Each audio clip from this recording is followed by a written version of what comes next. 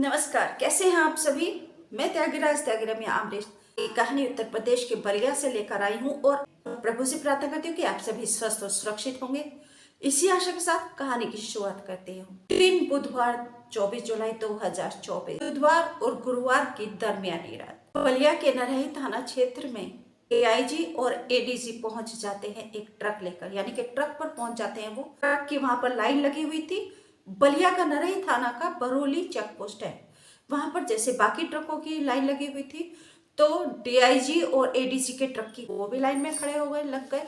DIG ADG ने देखा कि जो पुलिस के 5-6 कर्मी वहां पर थे और उनके साथ और कुछ कर्मी थे, लगभग 15-16 लोग और थे, जो हर एक ट्रक से 500 रुपए की वसूली कर रहे थे। जैसे जैसे ट्रक आगे बढ़ते गए, जैसे पुलिस कर्मी 500 रुपए का नोट लेते, ट्रक को आगे बढ़ा देते। सारी डीआईजी और एडीजी के ट्रक की आ गई, उनसे भी पुलिस ने 500 रुपए की वसूली की।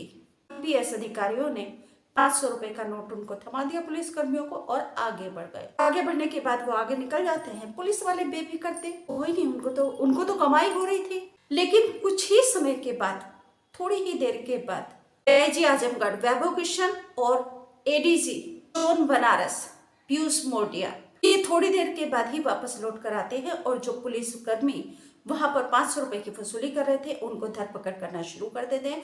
और जो बाकी के और लोग थे, दलाल थे, जो 17-18 लोग बाकी के थे, उनको भी धरपकड़ करना शुरू कर दिया। बरोली चेक पोस्ट के ऊपर हड़कंप मच जाता है पुलिस में। ये सब देखकर पुलिसकर्मी तो वहां से भाग जाते हैं, वो पकड़ में नहीं आते, जबकि पुलिसकर्मी पकड़े जाते हैं, गिरफ्तार हो जाते हैं। और बाकी के 16 एजेंट जो थे, दलाल जो थे, उनको भी डीआईजी और एडीजी गिरफ्तार कर लेते हैं। बरोली चेक पोस्ट पर छापामारी करके आईपीएस अधिकारी कोरंटाडीह पुलिस चौकी पहुंचते हैं। वहां देखते हैं उनको एक भी पुलिसकर्मी दिखाई नहीं देता। अब इसके बाद आईपीएस अधिकारी फिर नरही थाना पर जाते हैं और वहां देखते हैं कि कोरंटाडीह पुलिस चौकी इंचार्ज राजेश प्रभाकर नरही थाना क्षेत्र पन्नेलाल के साथ वसूली चेकलिस्ट मिलान कर रहे हैं, वसूली लिस्ट का मिलान कर रहे हैं। आईपीएस अधिकारी थाने में अंदर जाते हैं और उनको दबोचना शुरू कर देते हैं। उनको दबोचते, उनको गिरफ्त में लेना शुरू करते हैं। लेकिन जो थाना अध्यक्ष थे पन्नेलाल, वह दीवार कूदकर भाग जाते हैं।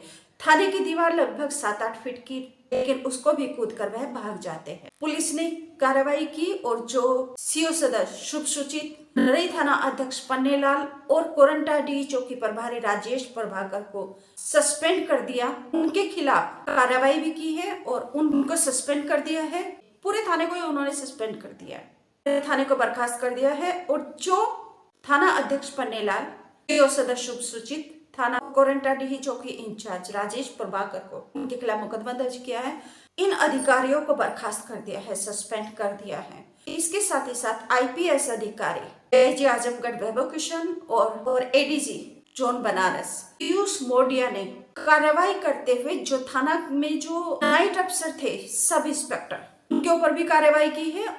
जो भी उनका कमरा है जहां पर वो लोग रहते हैं उसको सील कर दिया है। और जो बाकी के पुलिसकर्मी थे, उनका जो कमरे थे उसको भी सील कर दिया है। इसके साथ ही आईपीएस अधिकारियों ने एसपी बलिया देवरंजन वर्मा, एएसपी दुर्गा शंकर तिवारी का ट्रांसफर वेटिंग लिस्ट में डाल दिया है। सीओ सदस्य शुभ सूचित, नरही थाना अध्यक्ष पन्नेलाल और कोरंटाडीह चौकी इंचार्ज राजेश प्रभाकर को सस्पेंड कर दिया और साथ ही साथ जो उनकी संपत्ति है उसकी खिलाफ विजिलेंस टीम की जांच के आदेश दिए हैं योगी सरकार ने। आईजी जोन आजमगढ़ वैभव किशन और एडीजी जोन बनारस पीयूष मोडिया ने इस कॉन्फ्रेंस में बताया है कि काफी समय से शिकायत मिल रही थी कि बरोली चेक पोस्ट पर अवैध वसूली की जाती है ट्रकों से, और इसीलिए वो एक सादी वर्दी में गए थे चेक पोस्ट पर। वहां पर ट्रक लेकर पहुंचे थे और इसका उन्होंने अपनी आंखों से देखा कि किस प्रकार से ट्रक से वो 500 रुपए की वसूली करते हैं। और उन्होंने खुद बताया, आप खुद सुनिए वीडियो में। डीआईजी जोन आजमगढ़ वैभव किशन।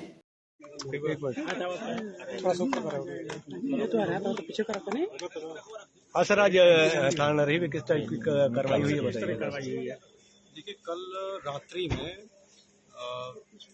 एडीजी जोन बनारस महोदय एवं मेरे द्वारा सादे वस्त्रों में नरही क्षेत्र में बिहार और उत्तर प्रदेश का जहाँ पे बॉर्डर पड़ता है, भरौला तिराहा, एक भरौली तिराहा, वहाँ पे जो वाहन आते हैं, जो ट्रक आते हैं, ये कुछ समय से हम लोगों के पास सूचना मिल रही थी कि वहाँ पे ट्रकों से वसूली की जाती है, पुलिसकर्मी उसमें संलिप्त हैं।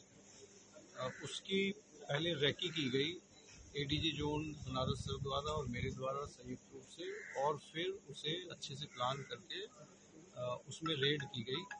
उसमें काफ़ी लोगों की गिरफ्तारी हुई है जो दलाली करते थे।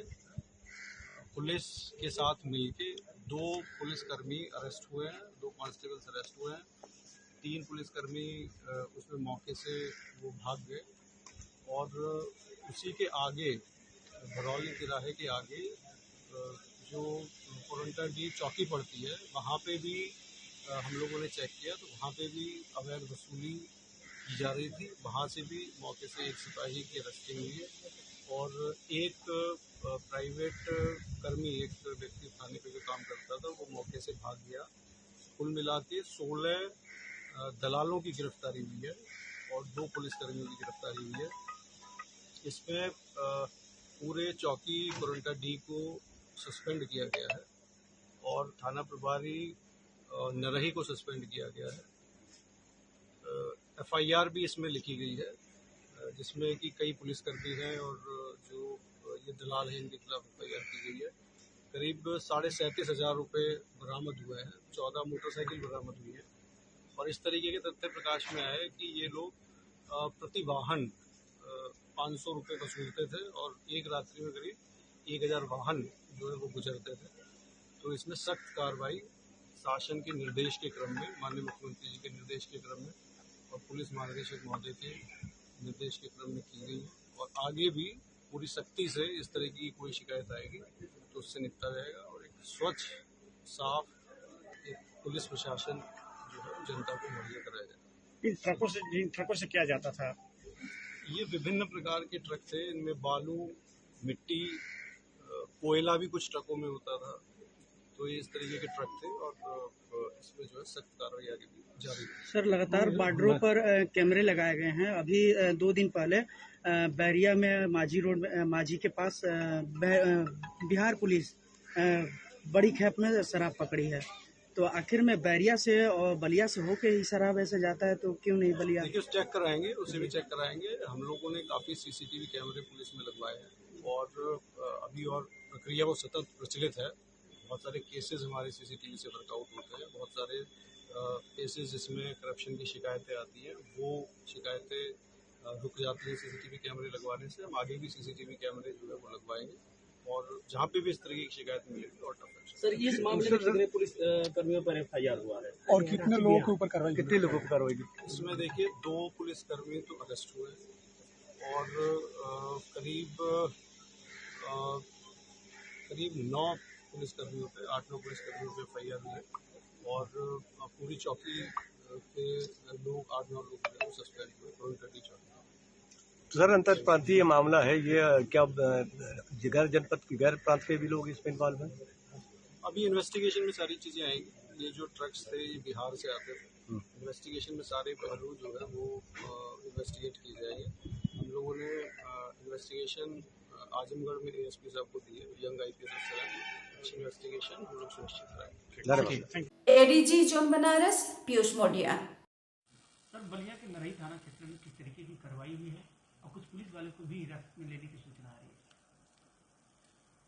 हमें जानकारी प्राप्त हुई कि बिहार और उत्तर प्रदेश की सीमा पर कुछ वाहनों को रोककर कुछ लोगों द्वारा, असामाजिक तत्वों द्वारा वसूली की जा रही है और इनमें कुछ पुलिसकर्मी भी हमारे शामिल हैं। ये जानकारी प्राप्त होने के पश्चात मेरी टीम और हमारे डीआईजी जो हैं उनको भी हमने बुलवा लिया था। डीआईजी आ जाऊँगा। हम लोगों ने मिलकर वहाँ पर रात्रि के समय में रंगे हाथों वसूली करने वालों को देखा और उनको गिरफ्तार किया। इस संबंध में एफआईआर पंजीकृत कर ली गई है और आगे कार्रवाई की जा रही है। सर, कुल कितने लोगों को हिरासत में लिया गया है? 18 लोगों को गिरफ्तार किया गया और लगभग 4-5 लोग अन्य हैं जिनकी जो वहाँ मौके से भाग गए थे, जिनके नाम पुलिस को प्राप्त हो गए और जिनकी भी गिरफ्तारी शीघ्र ही सुनिश्चित कर ली जाएगी। चूँकि ये कार्रवाई वहाँ पे की गई, तब ये भी लगा कि हमारे कुछ अन्य पुलिसकर्मियों की संलिप्तता भी हो सकती है, और जिस थाने के जुरिस्डिक्शन में ये संपूर्ण क्षेत्र आता है, जिसका जिम्मा बनता है इस प्रकार की किसी भी वसूली को रोकना, उनकी भी जिम्मेदारी निर्धारित की जा रही है। खुद बताया इन्होंने कि किस प्रकार से ट्रक से 500 रुपए की वसूली की जाती थी और इस प्रकार से थाने को एक दिन में 5 लाख रुपए की वसूली करते थे। महीने में कितना वसूल होता है 500 रुपए के हिसाब से। डेली के 1000 ट्रक वहां से गुजरते हैं जो बिहार के बक्सर से आते थे, क्योंकि बलिया यूपी और बिहार के बॉर्डर पर पड़ता है और ये शिकायत काफी टाइम से मिल रही थी। आपको उन कुछ पुलिसकर्मियों के नाम भी बता देती हूँ जिनके ऊपर कार्रवाई की गई है। पुलिस चेकपोस्ट भरौली से 2 पुलिसकर्मी और 16 दलाल कुल 18 लोगों को गिरफ्तार किया है, जबकि 3 पुलिसकर्मी भाग गए थे मौका देखकर। 37,360 रुपए, 14 बाइक और 25 मोबाइल बरामद किए हैं भरौली पुलिस चेकपोस्ट से।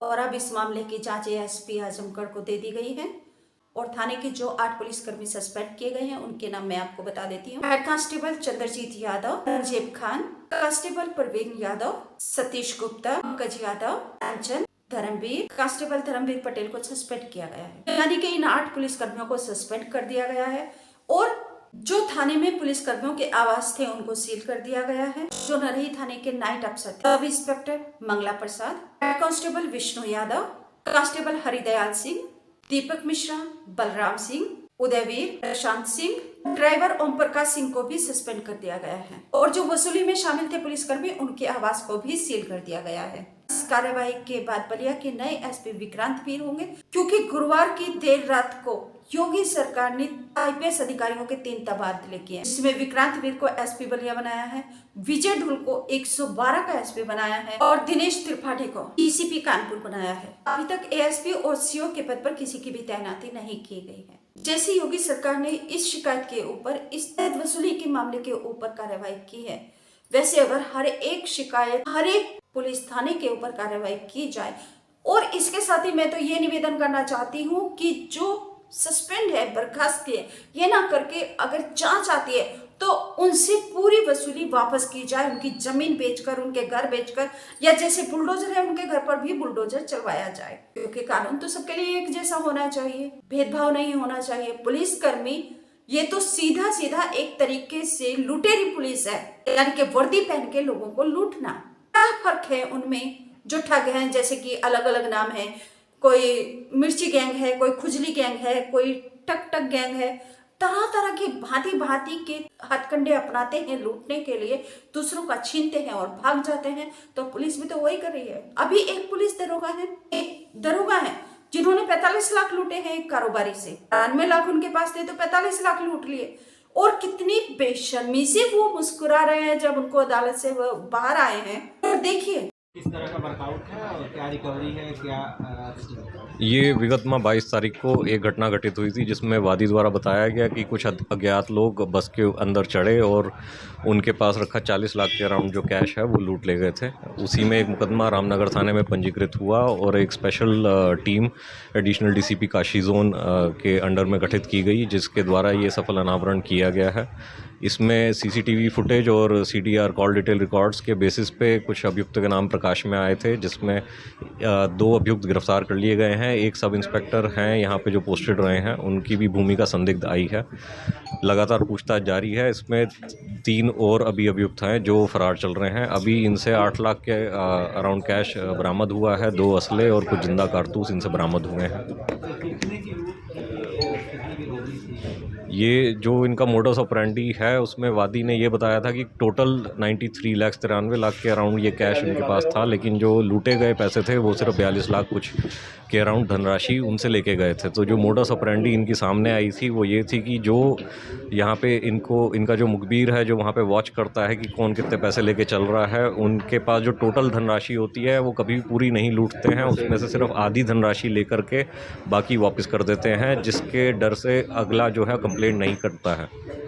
इसमें जो पुलिस की भूमिका जो सस्पेक्ट के तौर पर या क्या क्लियर हो गई है, और कहाँ पे वो किस पोस्ट पे कहाँ पे तैनात थे, क्या भूमिका इस रॉबरी में रही? अभी ये सब इंस्पेक्टर यहाँ पे एक चौकी पे तैनात थे। अभी इनसे पूछताछ की जा रही है, जो भी हमारे पास एविडेंसेस आए हैं और विवेचना का, क्योंकि ये अभी विषय है और सरकारी कर्मचारी हैं ये। किस तरीके से बनाया जाता है? बताया जा रहा है कि बकायदा चौकीदार जो है वो उसमें पूरी तरह से शामिल थे। कुछ तो सर आधार होगा उनको जांच में शामिल करने का, या एज जो एविडेंस हमारे पास प्राप्त हुए हैं, क्योंकि अभी हमें माननीय न्यायालय में ये सबमिट करने होंगे, तो ये पब्लिक डोमेन में हम लोग नहीं दे सकते, क्योंकि इंटरनल डिपार्टमेंटल ये एक इंक्वायरी का भी इशू है। लूट की पूरी साजिश कैसे रची गई थी, किस प्रकार? जैसा मैंने बताया, मोडस ऑपरेंडी ये रहता है कि इनका जो एक आदमी है वो मुखबिर बन के जहाँ पे भी जो व्यवसायी होते हैं उनको वॉच करता है कि कौन कितना कैश पर डे लेके जा रहा है, और उसी में ये लोग उसको किसी रास्ते में जाते वक्त पकड़ने की कोशिश करते हैं। उनसे फिर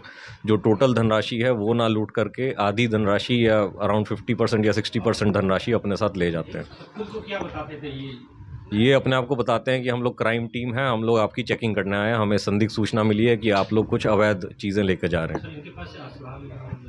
2 असले बरामद हुए हैं और कुछ जिंदा कारतूस बरामद हुए क्या हैं। वर्दी में यूनिफॉर्म में रहते हुए करते रहे कि किस तरह से सिविल ड्रेस में ही अंजाम देते रहे? इसकी अभी पूछताछ की जा रही है कि कहाँ कहाँ हमारे को फुटेज मिल पाएगा जहाँ पे ये वर्दी इन्होंने यूज़ करी है कि नहीं करी है। सर, प्राथमिक जांच में ये कुछ बातें सामने आ रही है कि ये लोग और भी घटनाओं को अंजाम दे चुके हैं, इस पर भी कार्रवाई होगी? क्योंकि इतिहास है। जो इनमें से एक अभियुक्त हैं उन पे जुवेनाइल एक्ट में 302 का मुकदमा चल चुका है, उसमें ये सजा याफ्ता थे, और दूसरा जो है उनके ऊपर 363-66 का भी मुकदमा रहा है। इसके अलावा जो घटनाएं बताई जा रही हैं कि पूर्व में भी की गई हैं, क्योंकि किसी ने हमें लिखित सूचना नहीं दी थी। जैसा बताया गया कि व्यापारी जब आधा पैसा लूट लिया जाता था तो कोशिश करते कि कंप्लेंट ना हो, यही मोडस ऑपरेंडी का फ़ायदा उठाते थे ये लोग। इसलिए हम लोग अभी इसमें जाँच कर रहे हैं कि कहाँ कहाँ ये घटनाएँ की गई हैं ये अदर। जो इंस्पेक्टर साहब हैं उनके बारे में थोड़ा डिटेल, क्या नाम है, कहाँ पे पोस्ट करते हैं? वो आपको जो प्रेस नोट प्रदान किया गया है उसके अंदर पूरी जानकारी है जहाँ जहाँ ये रहे हैं। भूमिका सर कुछ क्या रही होगी कुछ? लगातार ये टच में थे घटना के दिन और उससे पूर्व में भी, यही अभी जानकारी आई है, और बाकी जो विवेचना में हमारे पास आएंगे संज्ञान में तथ्य, उस पर कार्रवाई की जाएगी। मीडिया ने भी उनका चेहरा नहीं दिखाया और पुलिस वालों ने कितना भेदभाव किया कि जब आरोपियों के बारे में अपनी बाइट दी तो बाकी आरोपी तो उनके साथ में थे, लेकिन जो पुलिस का इंस्पेक्टर था, जो पुलिस का दरोगा था, उसका फेस नहीं दिखाया सामने, उसका छुपा लिया। लेकिन मैं वीडियो में, आने वाली वीडियो में मैं आपको, दूसरी वीडियो में मैं आपको दिखाऊंगी, उसका चेहरा भी दिखाऊंगी, और वो कितनी बेशर्मी से मुस्कुरा रहा है वीडियो में, वह भी मैं आपको दिखाऊंगी। फिलहाल आप सभी से निवेदन करती हूँ, प्लीज चैनल अभी तक सब्सक्राइब नहीं किया तो जल्दी से चैनल को सब्सक्राइब करके घंटे को दबा दीजिए, ऑल पर सेलेक्ट करके मेरे परिवार का सदस्य बन जाइए। वीडियो में आपको क्या कमी नजर आई प्लीज कमेंट करके मुझे जरूर बताइएगा, मैं उसमें सुधार करूंगी। आप सभी से निवेदन करती हूँ, लाइक करके शेयर जरूर कीजिए। नमस्कार, थैंक यू।